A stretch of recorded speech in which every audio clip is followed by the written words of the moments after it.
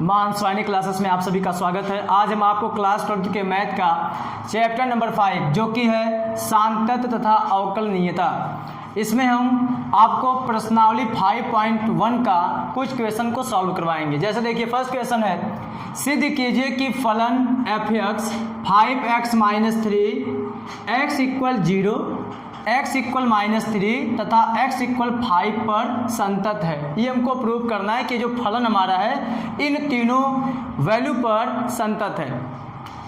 इससे पहले आपको बताया गया था संतत की कंडीशन क्या थी। देखिए अगर कोई फलन संतत होगा तो उसमें f(x) का वैल्यू मान लीजिए x बराबर a पर अगर कोई फलन संतत है तो f(x) में जब हम x के जगह पे a रखेंगे मतलब fa निकाल लेंगे पहले उसका ये वैल्यू और उसके बाद लिमिट x टेंस टू जिस पे चेक करना रहेगा limit x tends to a पर निकालेंगे इसका वैल्यू।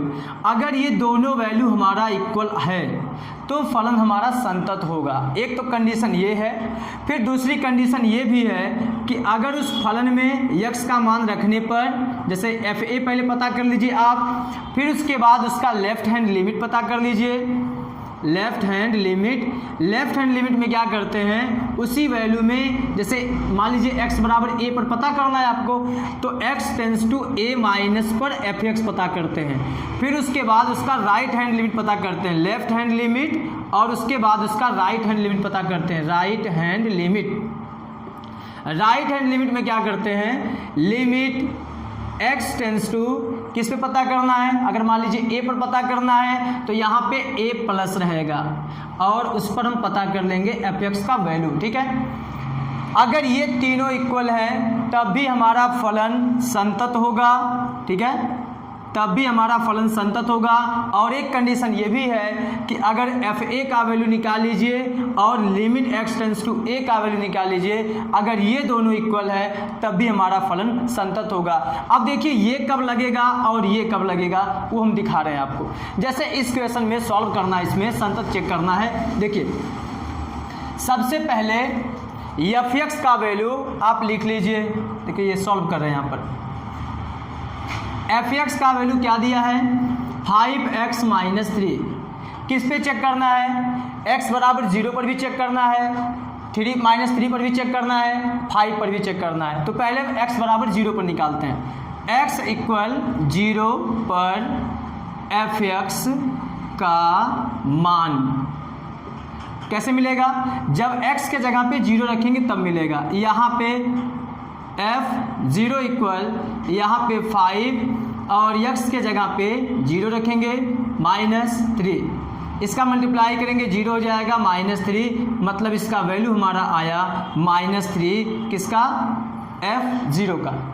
फिर उसके बाद लिमिट का निकालेंगे, लिमिट x टेंस टू किसे पता करना है, अभी देखिए 0 पर निकाल रहे हैं, x tends to 0 f(x) equal limit x tends to 0 f(x) का वैल्यू क्या है, f(x) का वैल्यू 5x - 3, इसको यहाँ पे रख दीजिए 5x - 3। अब जहाँ x है वहाँ पे आप a रख लीजिए। जैसे ही आप वैल्यू रखेंगे तुरंत ये लिमिट और ये वैल्यू सब गायब हो जाता है, केवल x के जगह पे a यहाँ पे रखिए तो हो जाएगा 5x के जगह पे 0 -3, इसका मल्टीप्लाई करेंगे 0 आएगा, 0 में से 3 कम करेंगे तो -3 आएगा। अब देखिए यहाँ पे फंक्शन का वैल्यू मतलब f(0) का वैल्यू और लिमिट का value, limit x tends to 0 पर f(x) का वैल्यू, ये हमारा कितना आया है -3 आया है। अतः यह फलन हमारा क्या होगा, संतत होगा। नीचे लिखेंगे अतः फलन क्या होगा, संतत होगा। अतः फलन संतत होगा। ठीक है, इसमें देखिए दोनों वैल्यू इक्वल आ गया, फलन हमारा क्या हो गया, संतत हो गया। अब हमको निकालना है -3 पर, सेम ऐसे लगाएंगे। ठीक है, अब ये समझ में आ गया होगा आपको। अब देखिए x = -3 पर, x = -3 पर f(x) का पहले वैल्यू पता कर लीजिए। तो x के जगह पे क्या रखेंगे -3, तो यहाँ पे -3 रखिए, -3, यहाँ पे भी -3।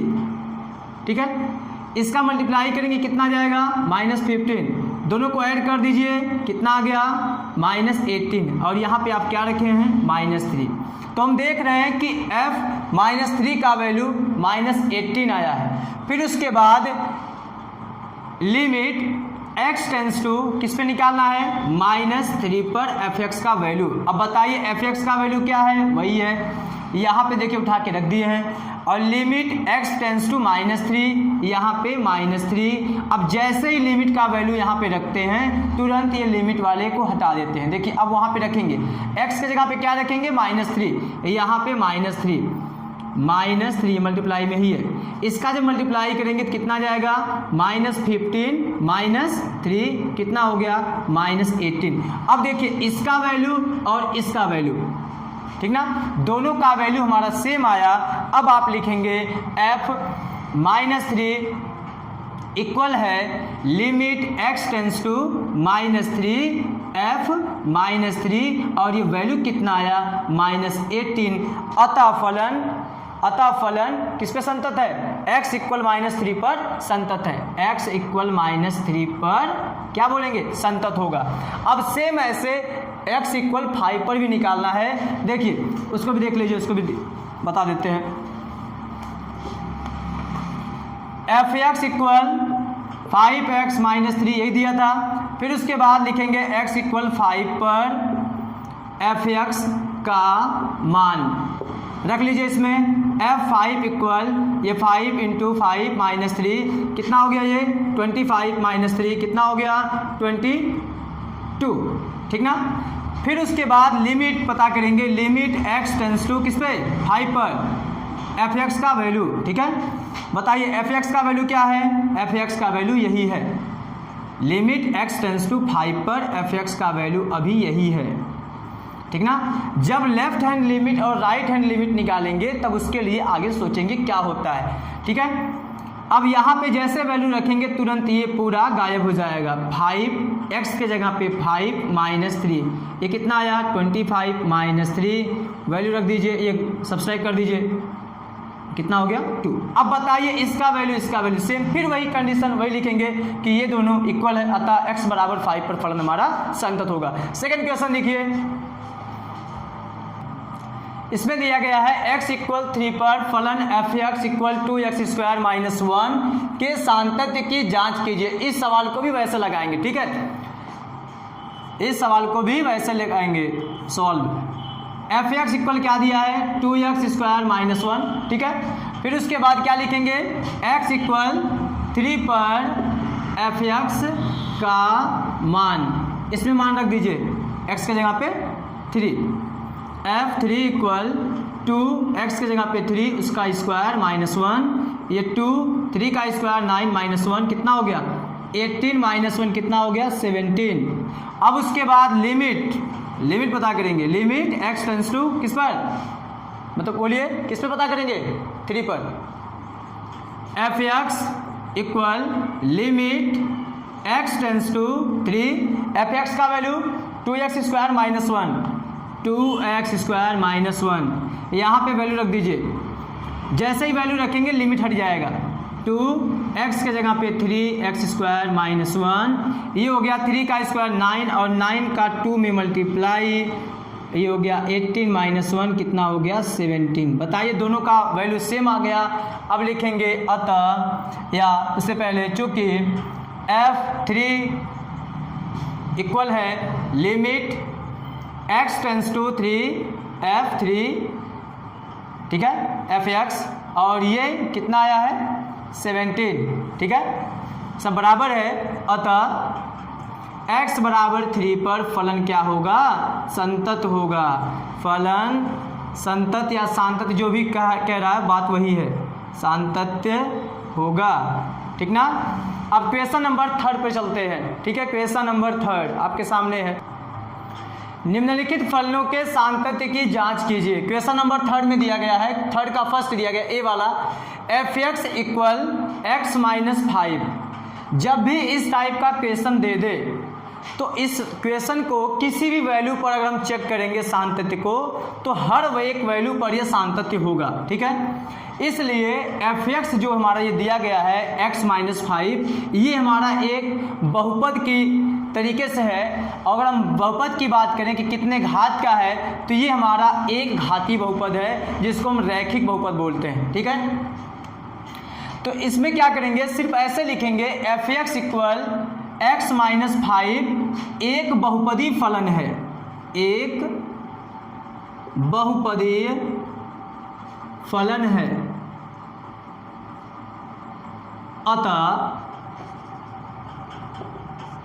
x के प्रत्येक मान के लिए, x के प्रत्येक मान के लिए फलन सान्तत्य होगा, के लिए फलन क्या होगा, सान्तत्य होगा। ठीक ना, इस टाइप के इक्वेशन में अगर वैल्यू नहीं दिया गया है तो हम किसी भी वैल्यू पर अगर निकालेंगे तो फलन हमारा क्या होगा, सान्तत्य होगा। ठीक ना, सान्तत्य होगा। फिर उसके बाद क्वेश्चन नंबर जो इसका बी वाला है, थर्ड का जो क्वेश्चन नंबर बी है, वो दिया गया है f(x) = 1/x - 5। ठीक है, फिर उसके बाद लिखा है x ≠ 5, मतलब अगर आप x का वैल्यू 5 ना लें, मतलब 5 के बराबर ना लें, 5 से ज़्यादा ले सकते हैं, 5 से कम ले सकते हैं, तब के लिए आपको बताना है f(x) जो दिया है 1/x - 5, क्या ये सान्तत्य है। तो अगर आप 5 नहीं लेंगे, 5 से ज़्यादा लेंगे या 5 से कम लेंगे, तब तो ये फलन सान्तत्य है। लेकिन अगर आप x का वैल्यू 5 लेंगे, तब ये फलन सान्तत्य नहीं होगा, क्योंकि तब इसका वैल्यू जो आएगा इनफाइनाइट आएगा, अपरिभाषित आएगा, और जब अपरिभाषित आ जाएगा तब ये सान्तत्य नहीं होगा। तो इसमें भी ऐसे ही लिखेंगे कि यह एक द्विबहुपदी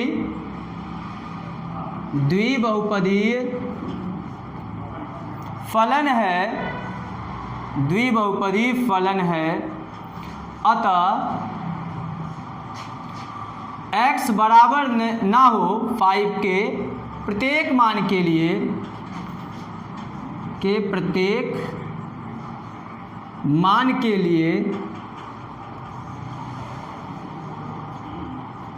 फलन क्या होगा, सान्तत्य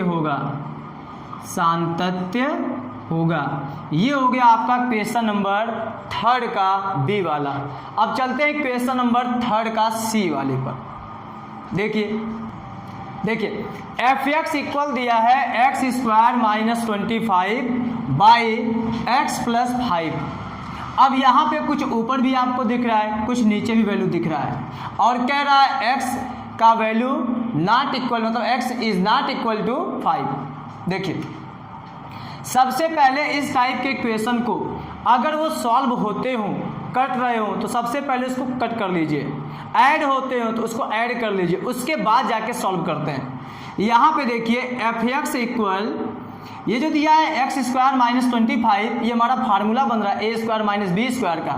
तो यहाँ पे आप लिखेंगे एक ब्रैकेट में a + b, मतलब x + 5, और दूसरे में x - 5, ये फार्मूला बन गया हमारा, और नीचे है x + 5। अब बताइए, ये दोनों तो कट गया। ठीक है, तो f(x) का वैल्यू क्या आया, f(x) का वैल्यू आया x - 5। अब इसको आप जानते हैं, यह एक बहुपदी फलन है, और ये x के प्रत्येक मान के लिए हमारा क्या होगा, संतत होगा। अब यहाँ पे नीचे लिखेंगे, यह एक सेम वैसे, यह एक बहुपदीय फलन है, बहुपदीय फलन है, x के प्रत्येक मान के लिए, जो कि x के प्रत्येक मान के लिए, जो कि x के प्रत्येक मान के लिए क्या होगा, संतत होगा, प्रत्येक मान के लिए संतत या सान्तत्य होगा। ठीक है, ये भी देखिए प्रूफ हो गया। फिर उसके बाद क्वेश्चन नंबर 4, थर्ड का डी। ये क्वेश्चन अभी तक जितना भी क्वेश्चन हम बताए हैं उन सबसे अलग है, क्योंकि इसमें देखिए दिया गया है F x equal mod x minus 5। Mod में क्या है, x माइनस 5 का मॉड है। अब मॉड का मतलब क्या होता है, पहले मॉड का मतलब आप समझ लीजिए, तभी आपको ये क्वेश्चन समझ में आएगा। ठीक है, अगर मॉड x दिया हो तो इसका आंसर x भी हो सकता है, इसका आंसर माइनस x भी हो सकता है। अगर आप ये याद किए होंगे कि मॉड से निकलने वाला प्रत्येक मान प्लस में होता है, वो सही बात है, लेकिन अगर ये वैल्यू हमारा x से कम 0 से कम है तब के लिए कुछ दूसरी कंडीशन है, और 0 से ज़्यादा है तब के लिए कुछ दूसरी कंडीशन है। यहाँ पे देखिए मॉड x का मान हमारा x भी हो सकता है, मॉड x का मान हमारा माइनस x भी हो सकता है, लेकिन ज़्यादातर हम लोग यही लिखते हैं कि मॉड का मान क्या होता है, प्लस में होता है। ठीक ना, देखिए अभी हम इसको आप समझाते हैं आपको। अगर मॉड में हमारा मान -5 मान लीजिए है या -2 है, मॉड का मान, मॉड में जो हमारा वैल्यू है माइनस में दे दिया हो, अगर ये माइनस में दिया रहेगा तो बताइए ये 0 से कम हुआ ना। आपका जवाब होगा ये हमारा -5 जो है ये 0 से कम है। जब मॉड में दिया गया वैल्यू 0 से कम होगा तब हमारा जो आंसर होता है उसको हम माइनस लगा के और जो मॉड में वैल्यू रहता है उसी को सेम वैसे लिख देते हैं। देखिए माइनस लगा के जो मॉड में हमारा वैल्यू है उसको सेम वैसे ही उतार लेंगे। अब बताइए माइनस का माइनस में गुणा प्लस हो गया, +5 आ गया। ठीक, अगर ये मॉड वाला वैल्यू हमारा 0 से बड़ा हो, 0 से बड़ा हो, जैसे एग्जाम्पल के तौर पे मान लीजिए हम 5 ले लिए या 3 ले लिए या 2 ले लिए, ये सब हमारे वैल्यू क्या है, 0 से बड़े हैं। जब 0 से बड़ा होगा तो हमारा जो आंसर होता है मॉड का वैल्यू ही होता है, मतलब 5, मॉड का वैल्यू 3, मॉड का वैल्यू 2। समझ में आया? अगर मॉड में वैल्यू हमारा 0 से कम है तो हमारा आंसर क्या होता है, माइनस लगा के सेम वही मॉड का वैल्यू उतार लेते हैं, फिर माइनस का माइनस में गुणा करते हैं, प्लस हो जाता है। मॉड में अगर वैल्यू हमारा 0 से बड़ा है तो जो हमारा आंसर होता है सेम वही मॉड का वैल्यू होता है, ना तो यहाँ पे माइनस लगाते हैं ना तो यहाँ पे प्लस, वैसे प्लस ये होता है हमेशा के लिए। अब आपका जवाब यही होगा कि जब माइनस था तब भी प्लस हो गया, जब प्लस था तब भी प्लस हो गया, लेकिन आप ये सोचिए ये इतनी आसानी से प्लस नहीं हुआ था, इसका मान जो हमारा था 0 से कम था, इसलिए माइनस लगा के जब बोले तो अपने आप प्लस हो गया। यही काम यहाँ पे सोचना है। ठीक है, अब देखिए हम आपको बताते हैं, इस फलन को हम 2 तरीकों से लिखेंगे। देखिए कैसे, यहाँ पे सामने ही लिख देते हैं, इसके सामने, इसको 2 तरीके से लिखेंगे। देखिए ये ब्रैकेट में अगर ये x माइनस 5 का वैल्यू, x माइनस 5 का वैल्यू, या आप ये देखिए मॉड में अगर यहाँ पे x माइनस 5 दिया है तो हम 5 से लेके चलेंगे, अगर x माइनस 2 दिया है तो वहाँ पे 2 लिखेंगे। सबके लिए इस टाइप के क्वेश्चन के लिए सबको हम ऐसे ही करेंगे जैसे हम बता रहे हैं। यहाँ पे अगर हमारा वैल्यू 5 जो है 0 से कम हो, 5 0 से कम अगर रहेगा, x का वैल्यू अगर हमारा x का वैल्यू यहाँ पे x का वैल्यू अगर हमारा 5 से ज़्यादा है तब यहाँ पे क्या होगा, और x का वैल्यू हमारा 5 के बराबर या बड़ा हो तब क्या होगा, x का वैल्यू 5 से ज़्यादा है तब क्या होगा यहाँ पे, या x का वैल्यू 5 से छोटा या बराबर है तब क्या होगा। देखिए यहाँ पे अगर x का वैल्यू आप 5 से कम रखेंगे 5 से कम रखेंगे तब यहाँ पे हमारा जो वैल्यू आएगा, जैसे 5 से कम का मतलब मान लीजिए आप 4 रखेंगे, अगर आप 4 रखेंगे तो बताइए मॉड में हमारा वैल्यू क्या आएगा, माइनस में आएगा। माइनस में आएगा तो उस कंडीशन में जब ये हमारा 5 से कम रहेगा तो इसका मान हमारा माइनस में आ रहा है, अंदर माइनस में आ रहा है, इसलिए हम यहाँ पे माइनस लगा के इसको उतार लेंगे, ठीक ना। फिर उसके बाद अगर x का वैल्यू हमारा 5 से बड़ा होगा तब यहाँ पे क्या करेंगे, इसको वैसे ही उतार लेंगे जैसा मॉड में है। अगर ये 5 से कम होगा तो अंदर माइनस में आ रहा है, इसलिए यहाँ माइनस लगा के लिखेंगे, क्योंकि यहाँ पे आपको बताएं अगर -5 रहेगा उसका मॉड निकालना है तो ये 0 से कम है, जब 0 से कम रहता है तो माइनस लगा के करते हैं, माइनस लगा के मॉड वाला वैल्यू उतार लेते हैं। तो यहाँ पे क्या करेंगे, अगर 5 से कम रहेगा तो माइनस लगा के इसको उतार लेंगे, ठीक है। अब देखिए f(x) इक्वल, पहले फलन का मान पता कर लीजिए, f(x) इक्वल f(x) का मान किस पर, x इक्वल 5 पर, x इक्वल 5 पर f(x) का मान। अब बताइए x इक्वल 5 पर f(x) का मान क्या है, x इक्वल 5 पर f(x) का मान क्या है, तो यहाँ पे f(x) बराबर -x माइनस 5। ये इक्वल वाला वैल्यू जहाँ पे ग्रेटर रहता है ना वहाँ पे लिखते हैं, यहाँ पे देखिए लिखेंगे, ठीक है। f(x) इक्वल f(x) का मान कितने पर, 5 पर। बताइए x इक्वल 5 यही मिल रहा ना, तो f(x) का मान क्या लेंगे, देखिए ये यहाँ पे ये वाला वैल्यू लेंगे। जब x इक्वल 5 रहेगा तो f(x) का मान ये रखेंगे, और जब x का मान 5 से बड़ा होगा तब भी ये रखेंगे, और जब x का मान 5 से छोटा होगा तब ये रखेंगे। तो यहाँ पे x इक्वल 5 पर f(x) का मान क्या हो जाएगा, ये ऊपर वाला रहेगा, ठीक ना।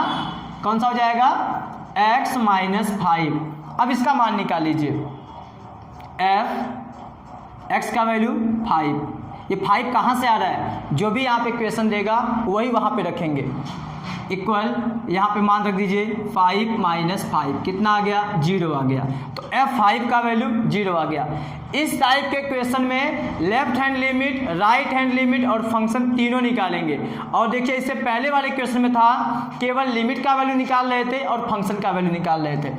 अब उसके बाद निकालेंगे left hand limit. Left hand limit में क्या लिखते हैं, लिमिट x टेंस टू, जो भी वैल्यू है 5 था 5 पर ही निकालेंगे और यहाँ पे माइनस लगा देंगे, x टेंस टू 5 माइनस और यहाँ पे f(x), ठीक है।